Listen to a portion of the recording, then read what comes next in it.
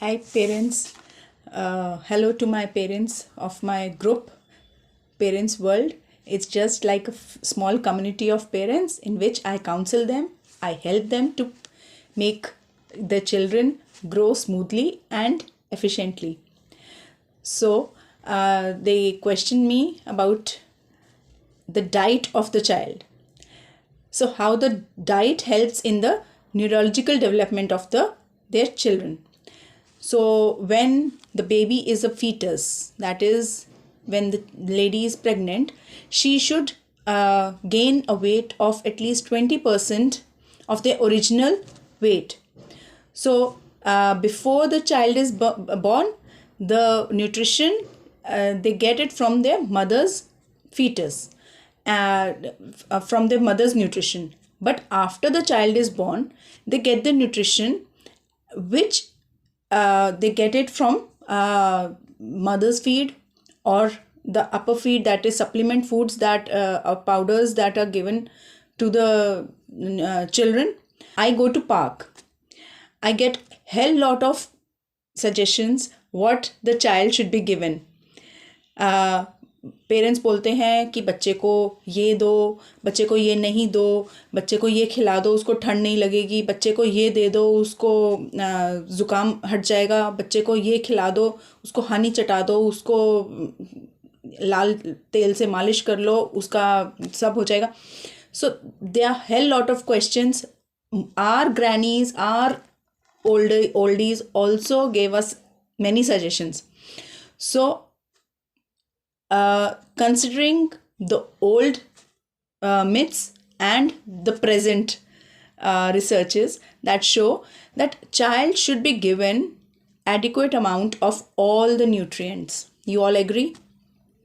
And that also includes fat in the nutrition. The balanced diet should also include 20% of fat. Yes, then it is required for adequate brain development in a child. There is another myth that बच्चा रो रहा है उसको दूध पिला दो, उसको सोना है उसको दूध पिला दो, वो कुछ नहीं खा रहा है तो चलो उसको दूध पिला दो. But this is a myth. The milk does not substitute their whole meal. They can be given as a substitute, they cannot be given as a substitute, but it is not a compensation of food. The food should be given, a balanced food should be given to the child. And I'm not against these company products, these powdered milks, and I don't want to name them, the complementary foods that are given to the child, but it's better if you make it at home. All these ingredients that the child needs is easily available at home. सूजी का खीर बनाओ, biscuit घोल के देते हो, biscuit के बजाय आप दलिया खिला दो, आप मीठा खिलाना चाहते हो, आप चावल की पतली सी खीर बना दो.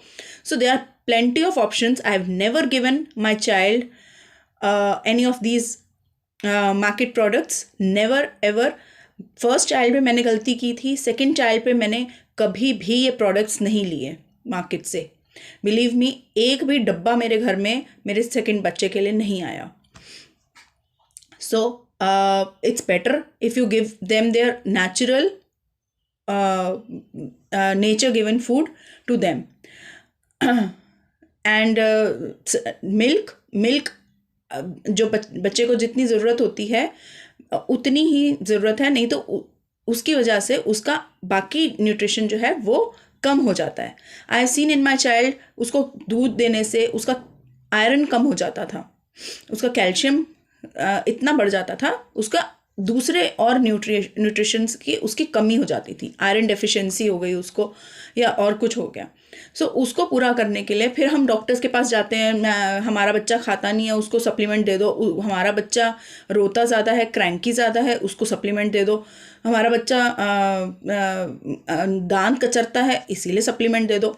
सो सप्लीमेंट देने से अच्छा है हम अगर बच्चे को नेचुरल चीज़ें दें तो. और है ब्रेन डेवलपमेंट, इसमें क्या रोल करता है. Diet and brain development are equally important and they complement each other, I would say. If the diet आप देखेंगे बच्चे को ADHD है, so most of the cases में ADHD उन केसेस में है जहाँ बच्चा माल नरिश्ड है। अगर बच्चे को प्रॉपर आयरन नहीं जा रहा है तो उसका ब्रेन अच्छे से फंक्शन नहीं कर रहा है, इसकी वजह से उसका लर्निंग डिसेबिलिटी होगी, उसकी लर्निंग कैपेसिटी कम होगी और उसका परफॉर्मेंस स्कूल में लो होगा, और इससे और आगे प्रॉब्लम्स होती हैं।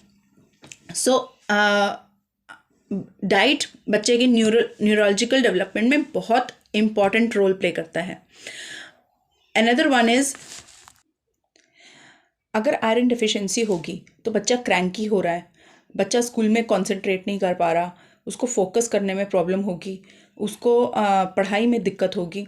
सो आयरन की वजह से बच्चे में कितनी और प्रॉब्लम्स आती हैं। बच्चा क्रैंकी है, आप देखेंगे इफ़ बच्चा अगर उसका कार्बोहाइड्रेट्स नहीं जा रहे हैं तो उसका शुगर जो है, कॉम्प्लेक्स कार्बन डाइऑक्साइड से शुगर बनती है, शुगर नहीं होगी तो वो लो फील करेगा, वो क्रैंकी फील करेगा, वो एनर्जेटिक नहीं होगा, स्कूल में अच्छे से ध्यान नहीं लगा पाएगा और पढ़ाई में ध्यान नहीं लगाएगा। सो इतना ही हमारे बच्चे को हर न्यूट्रिएंट्स की ज़रूरत होती है। अभी मैंने आयरन की बात की, अभी मैंने कार्बोहाइड्रेट्स की बात की, वैसे ही कैल्शियम की ज़रूरत है बोन डेवलपमेंट के लिए। 2 साल तक बच्चे को आप कोई बोलते हैं भैंस का दूध नहीं देना है, काऊ का देना है। सो ग्रैनीज बोलती थी कि जब बच्चा काऊ का मिल्क अगर उसका बच्चा पी रहा है तो वो हमारे बच्चे के लिए भी काऊ का मिल्क बहुत ज़रूरी है। सो 2 ईयर्स तक आप बच्चे को काऊ का मिल्क दो, पहले साल में नहीं देना, दूसरे साल से आप उसको जब वो 1 ईयर का हो जाएगा तो उसको काऊ का मिल्क दो, और उसके बाद आप उसको दूसरे में शिफ्ट कर सकते हो, दूसरे मिल्क में आप उसको शिफ्ट कर सकते हो। सो कैल्शियम की ज़रूरत होती है, आयरन की ज़रूरत है, विटामिन डी की ज़रूरत है। अब विटामिन डी की जो अगर बच्चा डेफिशिएंसी है तो सेम उसको और रिलेटेड प्रॉब्लम्स होंगी, प्लस उसका कैल्शियम एब्जॉर्प्शन भी कम होगा।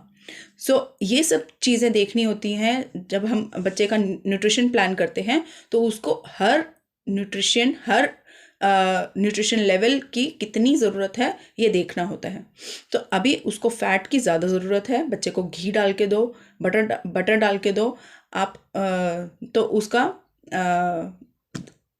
उसके सारे न्यूट्रिएंट्स लेवल बराबर रहेंगे। सो डाइट को कभी नज़रअंदाज नहीं करना। ऑब्वियसली डाइट आप मदर्स बिल्कुल नज़रअंदाज नहीं करती, पीछे पड़ी रहती हैं, बट ये नहीं है कि आप उसको उसके सब्स्टिट्यूट में आप उसको मिल्क दे रहे हैं, आप उसको बाकी न्यूट्रिएंट से उसको कम दे रहे हैं। सो आप प्रॉपर न्यूट्रिशन के साथ, बैलेंस न्यूट्रिशन के साथ बच्चे को करें, और उसकी न्यूरोलॉजिकल डेवलपमेंट में कोई हानि नहीं होगी। So hope that helps. You are open to any questions, any suggestions. If you want to know about any new topic, you are most welcome to message in the comment box. Thank you.